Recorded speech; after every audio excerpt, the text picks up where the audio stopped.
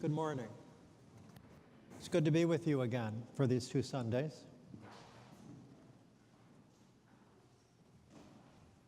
We're not alone.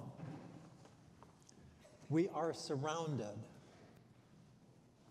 on every side, surrounded by love and encouragement, even as we are surrounded by hostile forces. We're going to bless the Halloween costumes for the kids in just a bit.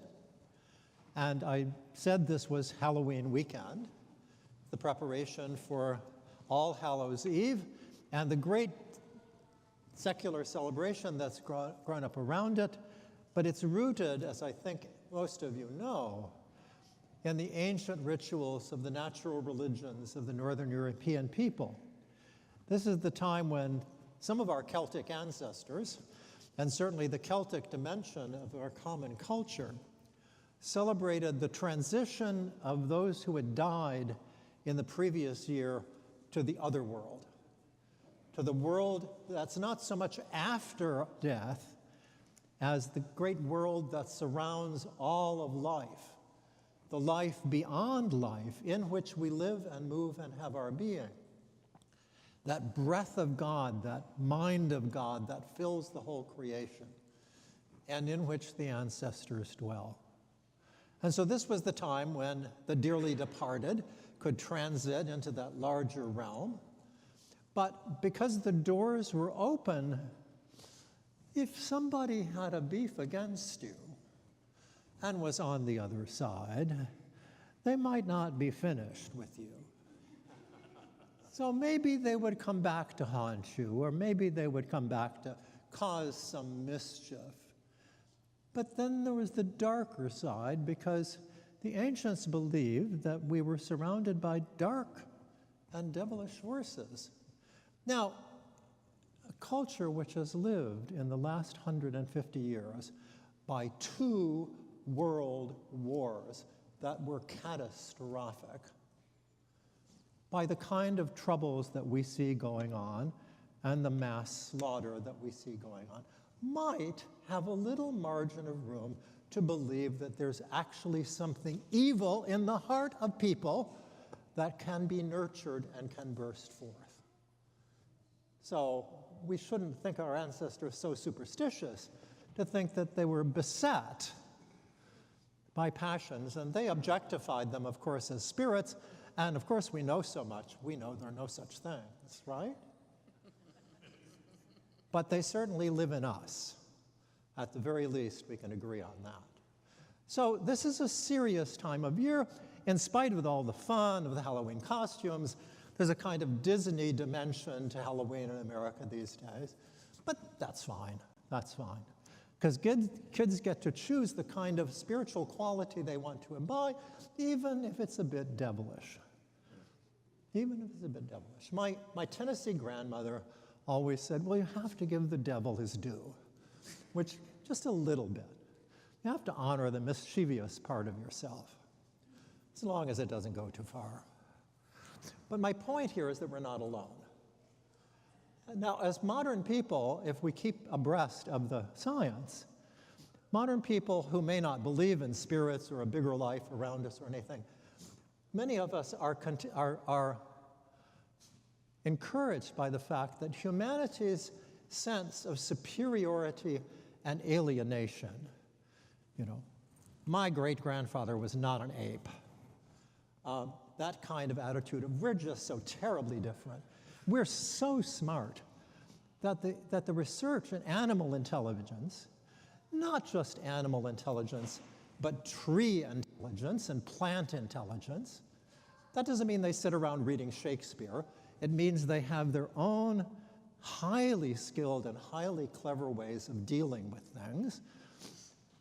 And even down to the level of fungi, all the fungus, all the spores that connect the trees underneath the ground. That there's so much going on that's connected with us in the great tree of evolution. We're surrounded by fellow mammals. We have many of them in our homes. they've got uncannily similar faces to ours. I used to, when my cat used to lie on my chest as I went to bed and look at me, just look at me, I would reach out and touch her nose and say, "You have such a cute little nose." But I would notice she has nostrils like mine. Her whiskers are not quite like mine. She has eyes like mine. She has ears like mine. We're fellow mammals. But also in the new coding of life, biochemically, we're related to all kinds of creatures. We are not alone. We are the kin of the trees and bushes around us. Their chlorophyll is a kissing cousin of our hemoglobin. We are so deeply connected with the physical, biological, animal life around us. And if we continue the faith of our ancestors, that there's this larger life, we are surrounded by our ancestors. Not only are we surrounded by them, they're in us.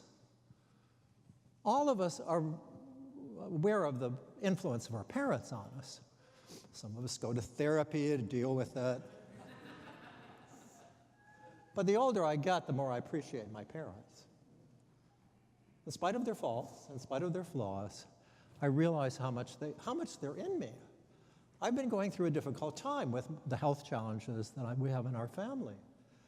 And I realize that as I've gotten frustrated over various things, it's my father's frustration. I have stood at my wife's bedside and felt like my father. And I have new insight into his frustrations. Now, what is this? I don't know. I don't entirely understand it. But it feels so distinctly him.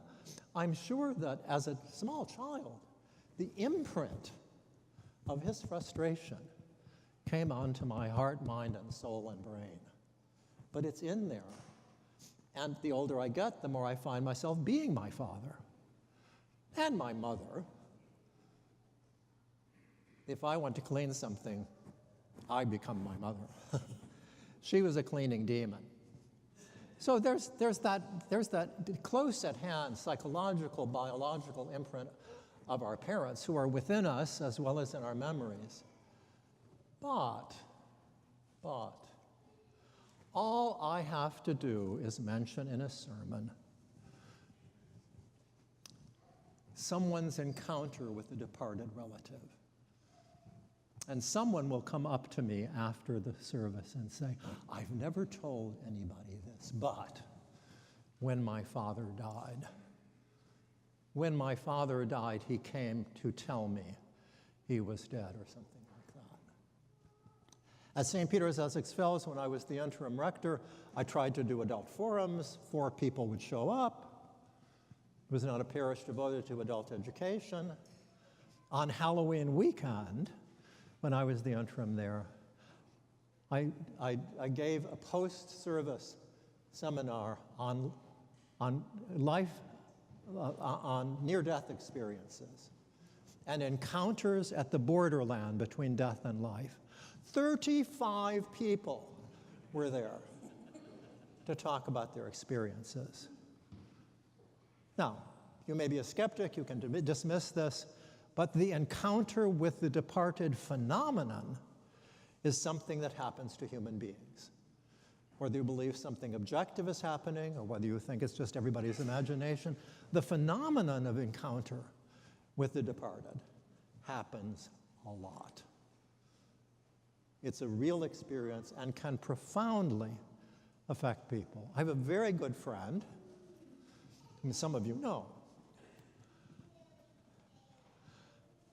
whose husband appeared to her shortly after his death in shining light, being very happy. And she was very angry at him. Some of you may have heard this story. Because he died suddenly of a heart attack. And she was still in that stage of mourning, which was, "Why did you leave me? Why did you leave me?" In any case, the ancestors believed that we were surrounded by the ancestors, by their wisdom, but more than that, they believed that every single person here has a guardian angel, a ray from God Most High,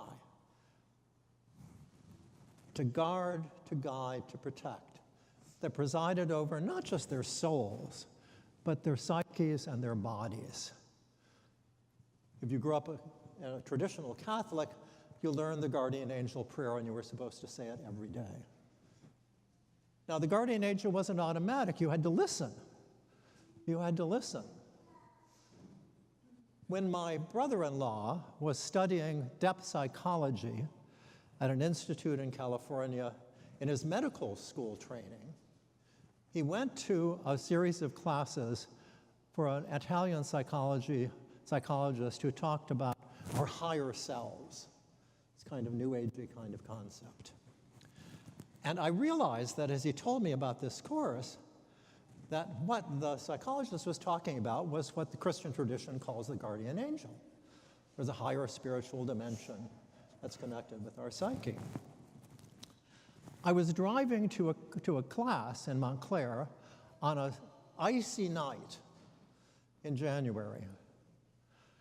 And I drove very carefully over to Montclair. I went through the reservation, got there safely, started back. It seemed to be better. I was going down Northfield Avenue, and all of a sudden it was almost a voice, rose up from within me that said, "Stop." I put on my brakes. I thought, well, maybe there's an icy spot ahead. And I slowed down, and I let up on the brake. "Stop immediately." A car pulled up right in front of me. Now, was that my intuition? Was that my animal senses in me? Entirely possible. I don't know. But it's out of experiences like that, and you may have had one, or some hunch that you followed, that it's out of that our ancestors developed ideas like the guardian angel. So whether one believes in all of that literally, they're talking about human experiences that led people to believe we are not just alone here in the top of our brains with our rational selves, that there are things in us and beyond us to help us.